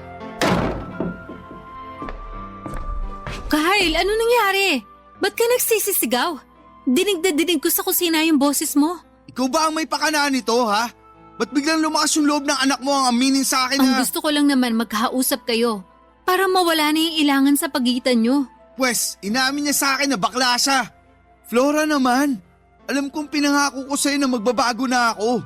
Pero kinailangan ba talaga niyang ipangalanda ka na bading siya? Hindi ko na alam kung paano ko patatanggapin yan. Alam mo ba naglakas loob yung bata na sabihin sa'yo yan? Kahit takot na takot siya sa'yo? Kasi nagbabaka sakali siya matatanggap mo siya? Diyos ko, Kyle, nangungulila yung bata sa pagmamahal mo. Sinasabi ko na nga ba eh, ikaw ang kumukonsinti sa kanya. Kung tutuusin, ikaw ang punot dulo ng lahat ng to. Kung kinausap pa lang sana na maayos yung anak mo, malamang hindi tayo magkakagulo ng ganito ngayon. Wala ka nang magagawa. Pinalayas ko na ang anak mong bakla. Diyos ko, di sa oras na ng gabi. Pag may mangyari masama sa anak ko, ikaw ang pagbabayarin ko. Tandaan mo yan. Huwag kang mag-alala. Sigurado ako na doon didiretso yung sa bahay ng mama at papa mo. Ayoko na. Punong-puno na ako. Uy, teka lang. Ano yan ha? Saan mo dadalhin yung mga gamit mo? Doon na rin ako didiretso kay na mama at papa. Hindi ka alis. Dito ka lang. Bitawan mo nga ako. Alam mo kung ano yung pinakamasakit sa akin, ha? Yung hindi mo kayang ibigay sa sarili mong anak ang pagmamahal na matagal mo nang binibigay sa akin. Pasensya ka na. Pero hindi ko talaga matatanggap yung anak mong bading. Yan! Para yan sa anak ko. Wala siyang ginawa sa'yo para kamuhiin mo siya ng ganito katindi. Meron! Yung pagiging bading niya. Sapat na rason na yon para kamuhian ko siya. Umasa ako na magbabago ka. Umasa ako na dadating ang araw na lalawakan mo na yung isip mo. Pero nagkamali ako. Mukhang wala ka na talagang pag-asa. Gusto mo lumayas? Teka lang. Oh, eto pa ang mga gamit mo. Kunin mo na yan. Lumayas ka at samaan mo yung anak mong bakla. Mas gugustuhin ko pang mag-isa sa buhay kaysa sa makasama ko yung anak mong bakla. At yung nanay niyang wala nang ibang ginawa kung hindi ang konsentihin ng kabaklaan ng anak niya. Alam kong hindi maganda yung naging karanasan mo sa best friend mo noon. Pero sabihin mo sa akin, hanggang kailan mo dadalhin yung bigat at puot ng karanasan na yun? Hindi mo pa talaga nakikita na unti-unti ka nang sinisira ng galit mo? Utang na loob, Kyle. Magbago ka na. Ibili mo na rin kaya ng palda at lipstick yung anak mo. Total, kinokonsente mo naman. Bah, lubos-lubusin mo na. Manahimik ka kung ayaw mong bigyan ko ng kambal yung sampal ko sa'yo kanina. Naging mabuting anak siya sa atin. Ang taas-taas nga ng grades ng bata. At tuwing nasa trabaho tayo, siya yung nag-aasikaso sa mga gawaing bahay dito. Mismo! Yan mismo ang dahilan kung bakit lalamya-lamya yung anak mo na yun. Pinaglilinis mo siya dito sa bahay imbis na pinaglalaro mo ng basketball kasama yung mga kaibigan niya. Malala ka na!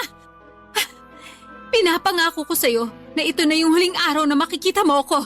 Tapos na ako sa pagiging asawa mo. At yung anak mo, huwag kang mag-alala. Kasi simula sa araw na to, ipagkakait ko na siya sa'yo. Ayokong dumating ang araw na masaktan mo pa siya. Yan, tama yan. Siguraduhin mo na hindi ko na makikita ang pagmumukha ng batang yon. Sana lang talaga, huwag dumating ang araw na pagsisisihan mo yung pagtaboy mo sa amin. Kung may pagsisisihan man ako, yun na yung nakinig pa ako sa'yo. Masyado ako naging malambot. Dapat simulat sa pool pa lang. Tinuruan ko na yung anak mo kung paano maging tunay na lalaki. At kung may pinagsisisihan man ako, yun na yung pinakasalan pa kita. Kasi sa totoo lang, hindi ko nakilala yung taong pinakasalan ko. Hindi na kita kilala. Sabihin mo nga sa akin, Kyle. Kaya mo ba talagang tanggapin ang pagkawala ng anak mo? Na hindi mo na siya makakasama sa mga susunod na taon? Dahil lang sa hindi mo siya kayang yakapin sa kung sino siya? Ay, mukhang nakuha ko na nga yung sagot sa tanong ko. Aalis na ako. Flora, sandali! Kung talagang mahal mo yung anak natin, hindi ka magdadalawang isip. Kung meron man sa atin na may karapatan na magdalawang isip, ako yun. Sana nagdalawang isip ako bago kita pinakasalan. Ayusin naman natin to, please. Ganyan ka naman palagi eh. Gusto mo makipag-ayos tuwing nag-aaway tayo, tapos mangangako ka na magbabago ka na. Pero hindi man lang ba sumagi dyan sa isip mo kung bakit hanggang ngayon nagkakagulo pa rin tayo? Kasi walang pagbabago. Hindi ka na nagbago. At hindi ka na magbabago. Sobra akong nasaktan ng gabing yon, Papa Dudut. Pero mas nasasaktan ako para sa anak ko. Kung alam ko lang na magiging ganito ang lahat, sana noong umpisa pa lamang ay hindi na ako nakipagrelasyon kay Kyle. Sana hindi ko na lamang siya sinagot at sana ay hindi na lamang ako nagpabuntis. Naging tanga ako at naniwala ako sa mga pangako niyang hindi naman natutupad, na may pag-asa pa siyang magbago. Noong gabing yon ay dumiretso ako kina mama at papa at doon ko rin nakita ang anak ko. Namumula ang mata at hindi matigil sa pag-iyak. Sobrang sakit yung nararamdaman niya dahil hindi niya inakala na ipagtatabuyan siya ni Kyle. Sa mga oras na yon ay buo na ang desisyon ko na makipaghiwalay kay Kyle. Doon muna kami titira ng anak ko sa bahay nila mama at papa. Gaya nga ng sabi ko, Papa Dudut, mas mabuti nang wala ng tatay ang anak ko kesa magkaroon siya ng tatay na mapanakit at mapanghusga. Dumaan ang mga linggo at naging magaan ang buhay namin sa piling ng mga magulang ko. Sobrang saya nila mama at papa kasi araw-araw nilang kasama ang apo nila. May isang beses na pumunta si Kyle sa bahay ng mga magulang ko, pero pinaalis ko rin siya. Oo, asawa ko pa siya sa papel pero hindi ko na kaya siyang makita pa. Tuwing naisip ko ang anak ko na umiiyak dahil sa ginawa ni Kyle, lalo ko lang nararamdaman na tama ang naging desisyon ko na layuan na siya. Sa mga sumunod na linggo ay hindi na nagparamdam sa amin si Kyle, Papa Dudut. Aaminin ko na lungkot ako ng kaunti. Pero sabi ko sa sarili ko, siguro nga ay mas mabuti na rin yung ganito. Wala nang gulo at hindi na rin niya masasaktan ang anak ko kahit papaano. Pero ang hindi ko inaasahan, Papa Dudut, ay paglalapitin kami ulit ng tadhana.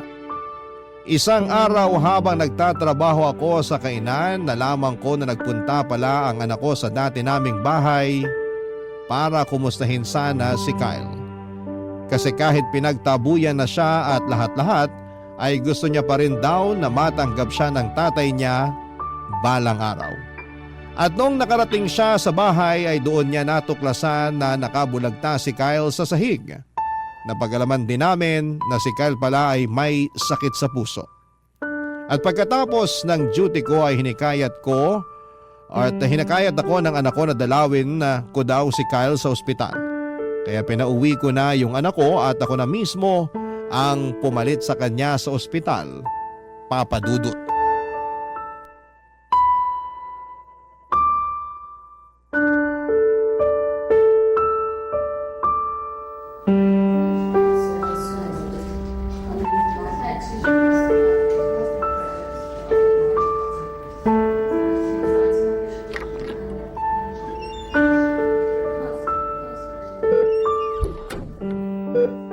Anak, ikaw ba yan?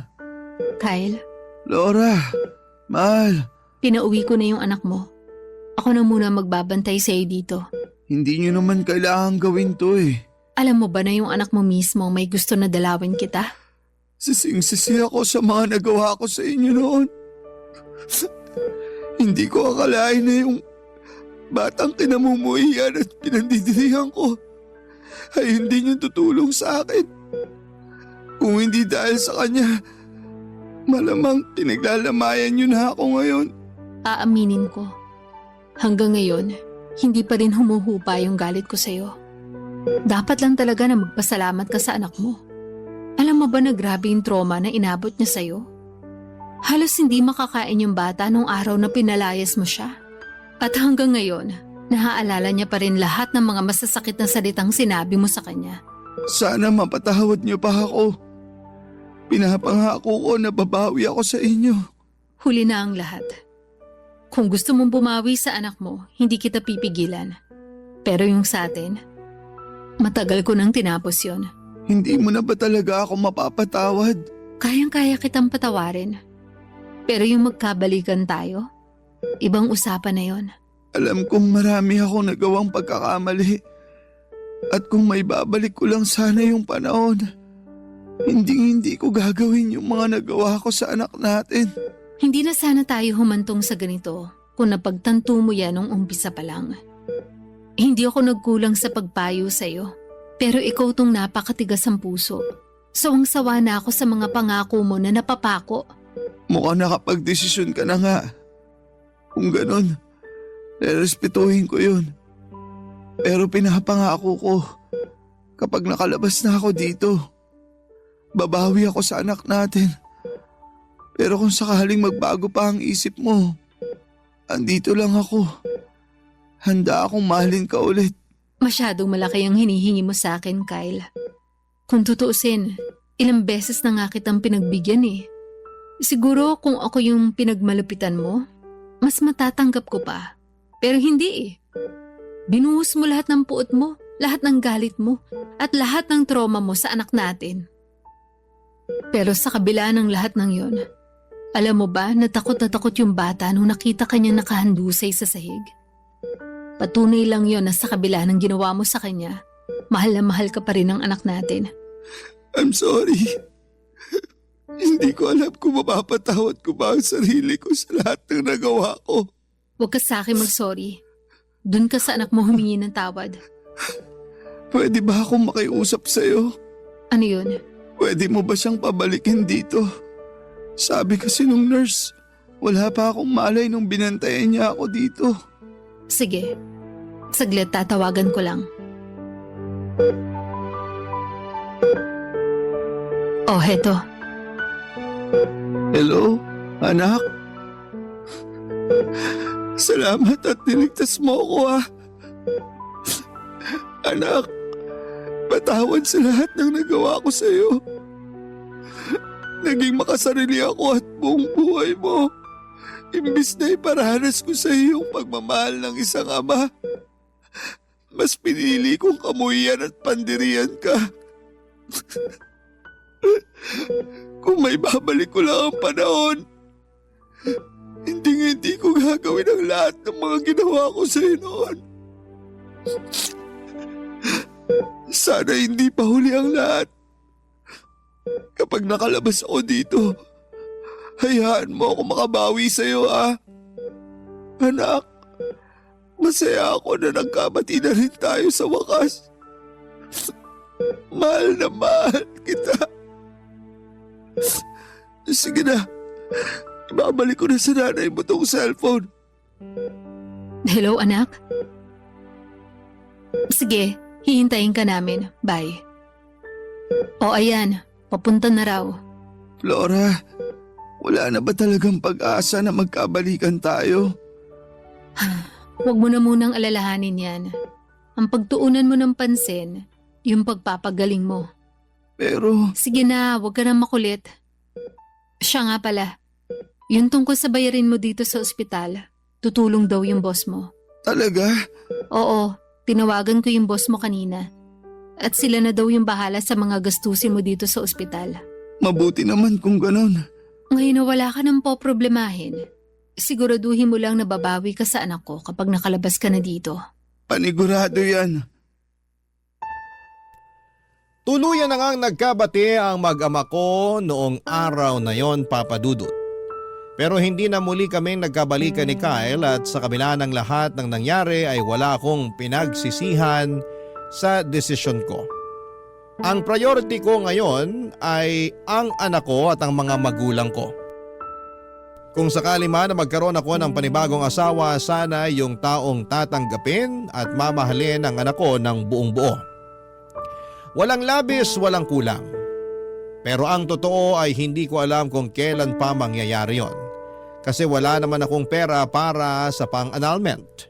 Pero okay lang sa akin ang ganitong buhay na kahit na wala akong katuwang sa buhay, at least nandiyan naman ang anak ko at ang mga magulang ko. Sapat na po sa akin yon. Sa puntong ito ay nagpapagaling pa rin si Kyle at patuloy siyang dinadalaw ng anak namin tuwing wala itong pasok.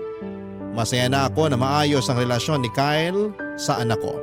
At nagpapasalamat talaga ako na sagot na ng boss ni Kyle lahat ng mga bayarin sa ospital. Mabuti na lamang po talaga at matagal nang nagtatrabaho si Kyle sa boss niya na yon. Kaya hindi ito nagdalawang isip na tulungan siya noong nasa ospital siya. Mabait pa rin talaga ang Diyos. Kasi kung hindi dahil sa boss ni Kyle, ay hindi ko talaga alam kung saan ako kukuha ng pera na pambayad sa ospital. Siguro ay marami sa mga kabarangay ninyo ang magagalit kung bakit hiniwalayan ko si Kyle habang nagpapagaling pa siya. Pero hindi nyo rin naman ako masisisi. Kasi ang iniisip ko na ngayon ay ang kapakanan ng anak ko. Kahit nagkapatawaran na kami, yung mga sugat na idinulot ni Kyle ay nananatili pa rin. Siguro ang maipapayo ko lang sa mga nakikinig ngayon, lalo na sa mga magulang, ay mahalin ninyo ang inyong mga anak at tanggapin ninyo sila ng buong buo. Dahil hindi lahat ng magulang ay deserving na magkaroon ng anak, pero lahat ng anak ay deserving na magkaroon ng magulang na magmamahal at mag-aalaga at iintindi sa kanila. Papa Dudut, hindi ko rin alam kung masaya o malungkot ba ang ending ng kwento ng buhay ko. Pero siguro, ang mga kabarangay ko na lang ang bahalang maghusga. Nagpapasalamat po ako na binigyan ninyo ako ng pagkakataon na ibahagi ang kwento ko sa inyo. Maraming salamat po and more power sa inyong istasyon sa Barangay LS. Ang inyong forever kapuso at kabarangay, Flora.